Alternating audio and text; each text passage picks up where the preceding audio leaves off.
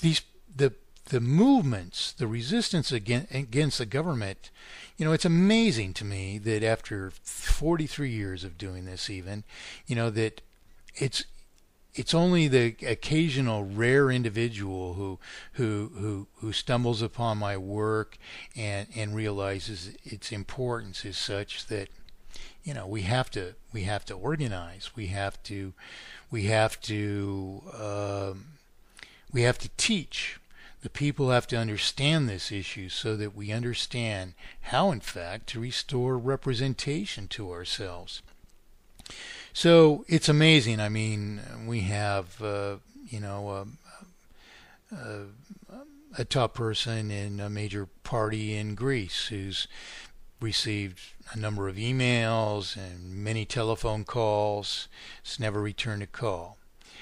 Mr. Batten, to his credit, evidently did return a call or did at least even answer his own telephone, according to the person that put us together. But again, to my disappointment, we don't have him on the program. So there are a number of people that we've have actually agreed to come on the program. We have 3 Austrian economists who have lined up, one major, one minor, and one, you might say, a regular citizen who holds some stake in purported Austrian economics, who's relatively versant in, what is called Austrian economics, which of course is the platform of presidential candidate Ron Paul. And a reason, of course, that I've hoped to bring these people into the program is so that we could have it straight from the horse's mouth. What is Austrian economics? How could it possibly solve our problems, even if it even pretends to? Of course, Austrians have claimed that they've predicted the present, decline in world affairs as a consequence of, monetary impropriety. But as we know, Austrian economics advocates banking and interest, and Ron Paul has even advocated higher rates of interest would somehow have prevented us from borrowing excessively. So it's very important for us to understand these issues because, of course, the higher the rate of interest, the more escalated the rate of failure, because we're borrowing more periodic interest on any given sum of debt in order to maintain a vital circulation. Thus, the rate of interest is, of course, the rate of escalation of the falsified indebtedness. And Austrian economics hasn't itself justified interest. In fact, I have an email from one of our 3 Austrian candidates here who's recently now withdrawn from his agreement to submit to an interview, saying, yes, I get it that the Austrians are usually extremely pro-interest. This person is you might say, a divergent Austrian. His work has evidently been published at von Mises' pages, but at least according to his account, I think that's what I was to understand from what he said, but he had written that as... but anyway, he says, yeah, I get it. I get that Austrians are usually extremely pro-interest. I personally believe there should be no law against it because I'm politically libertarian. So, in response to that statement, I wrote back one line, and liberty is a right to commit crimes against others. And his answer was, no, I hold that it isn't a moral crime to charge interest. He says the onus would be on you to prove that it is a crime. This is a man who claims to be studying my work. There's a glossary of terms on my pages. He's asking me to individually define terms which are defined in my glossary. The onus would be on you to prove that it is a crime. It could be consistent if I also believe that charging interest is wrong, since sins and crimes are not equivalent. End of answer. Well, what do you mean? I personally believe there should be no law against it because I'm politically libertarian. And I wrote back, and liberty is a right to commit crimes against others?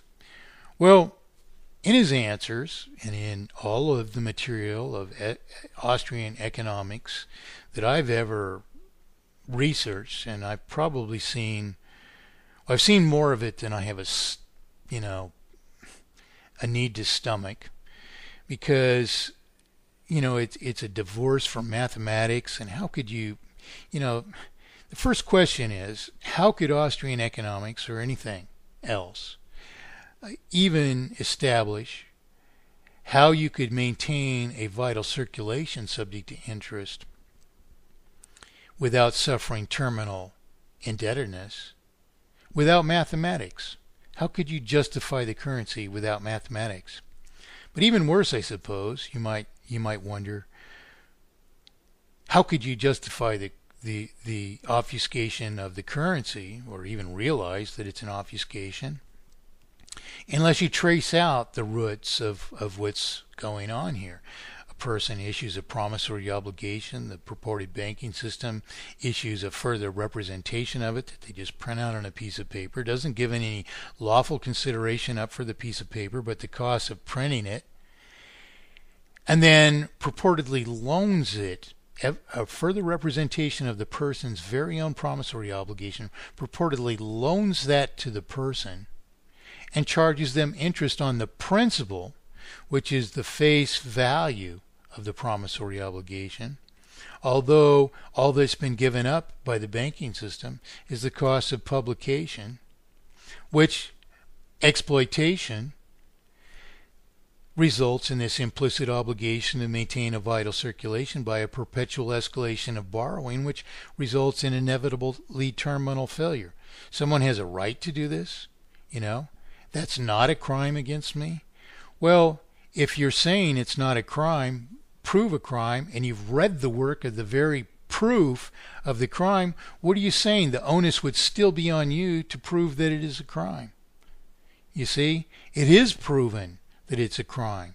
It's proven it's a crime by the fact that the Bank of England itself can't even tell us what lawful consideration commensurable to the debt it falsifies is given up by the Bank of England.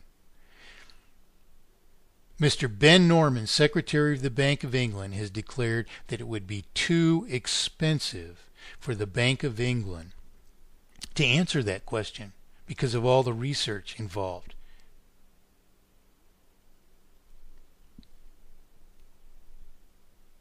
I don't even think that's a legitimate answer. How could you work for a bank and never wonder if all of what it does is justified, and never trace it back to, where the beginning point, the point that you would have to start on if you were going to justify banking itself? If there's no record of this that's readily cited in the founding of the Federal Reserve System in the United States, for instance, or in any other central banking system of the world, how could you ever yourself justify it?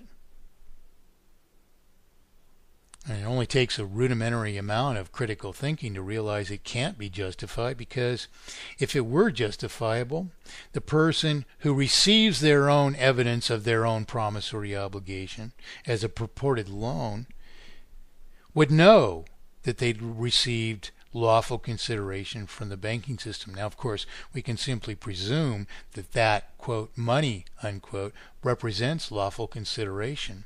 But if it does, then the banking system would have had to have given up lawful consideration to acquire that note.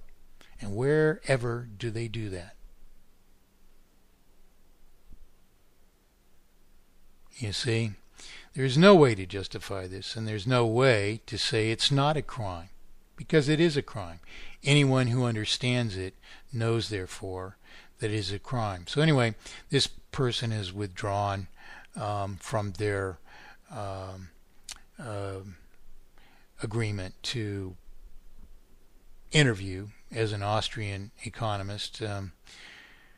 One of the others claims they can't be a real Austrian anyway from some of the other things that they've written, but nonetheless, I was hoping to have this person on the program to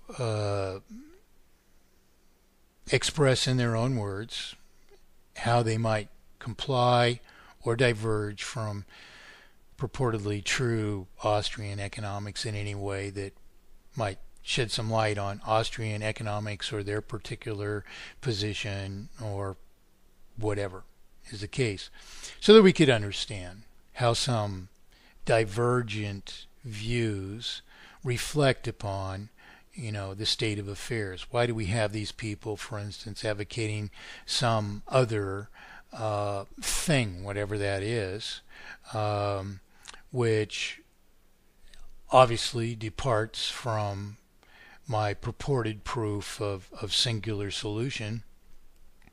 That is a singular solution for inflation, deflation, and maladisposition, for systemic manipulation of the cost or value of money or property, and for inherent, irreversible, and therefore terminal multiplication of falsified indebtedness by interest. How can there be another solution to these things? And it's second grade math, So how can these people contest this? Well, he doesn't recognize that I've proven it's a crime. He doesn't recognize that there's an obfuscation of the currency, evidently, because that would be the crime. That is the crime. And so on and so forth. So, basically you have a refusal to recognize what, in truth, is self-evident. It's self-evident because anyone and everyone who trace the currency from its roots cannot help but discover that it's an obfuscation of the promissory obligation. We go to a bank, we sign a contract to pay so much principal back. We're charged interest for ostensible risk.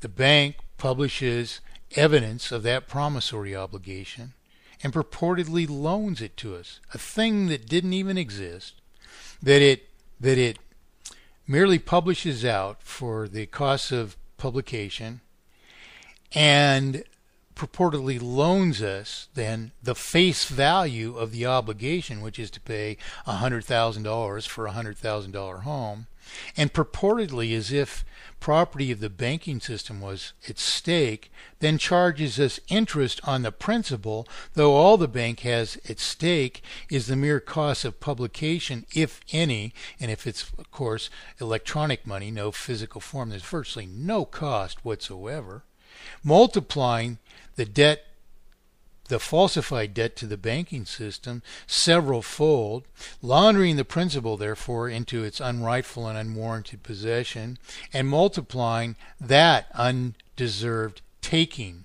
from the people several times over by the unwarranted imposition of interest, which is terminal.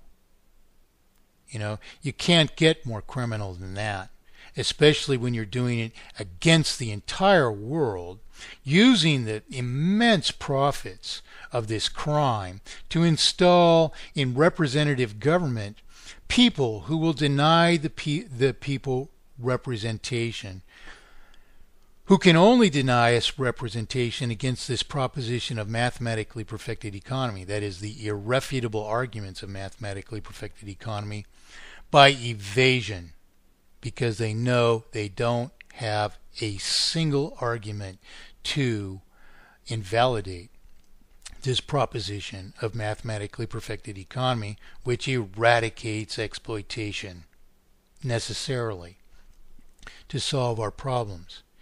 So, of course, it would be a much more conducive thing to be marching or protesting and to voicing the root cause of our problem and this fact of singular solution to the root cause of the problem